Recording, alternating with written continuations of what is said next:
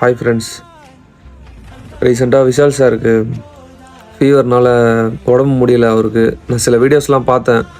அந்த வீடியோஸ் பார்க்குறப்ப சுத்தமாக மனசு ரொம்ப கஷ்டமாக இருந்துச்சு. ரீசெண்டாக எல்லோரும் அந்த வீடியோஸ் பார்க்குறப்ப அச்சோ அப்படின்ற மாதிரி சொல்லிவிட்டு அடுத்து இது போயிடுவாங்க. ஆனால் எனக்கு ஒரு 2-3 டேஸாகவே மனசே இல்லை.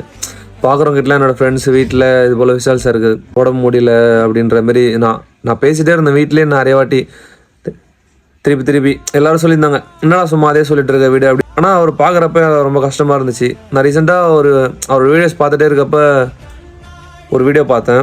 ஒரு யூடியூப் சேனலில் ஏதோ ஒரு இன்டர்வியூவில் ஏதோ பேசியிருந்தது. அப்போ அதை வச்சு அவரை கலாய்க்கிற மாதிரி ஒரு வீடியோ போட்டிருந்தாங்க. கர்மா இஸ் பூமரங் அப்படின்ற மாதிரி. ஒருத்தவங்க நல்லா இருக்கிறப்ப அவங்கள எவ்வளோ ஹர்ட் பண்ணாலும் எவ்வளோ கலாய்ச்சாலும் அது அவங்களுக்கு பெருசாக இருக்காது. ஜஸ்ட் லைக் தேட்ன்ற மாதிரி தட்டி விட்டுருவாங்க. ஆனால் ஒருத்தங்க கஷ்டத்தில் இருக்கிறப்ப அவங்கள கலாய்க்கிறது அது உண்மையிலே ஒரு தவறான விஷயம்.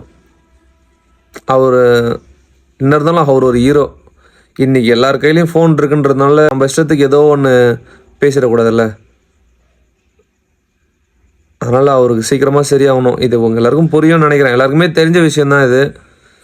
யாரையும் ஹர்ட் பண்ண தேவையில்ல சார். ஆனால் நீங்கள் கண்டிப்பாக சீக்கிரமாக சரியாயிடுவீங்க. கண்டிப்பாக நான் தினமுமே உங்களுக்கோசம் ஒரு செகண்டாச்சும் நான் உங்களை பற்றி யோசிச்சிட்றேன்.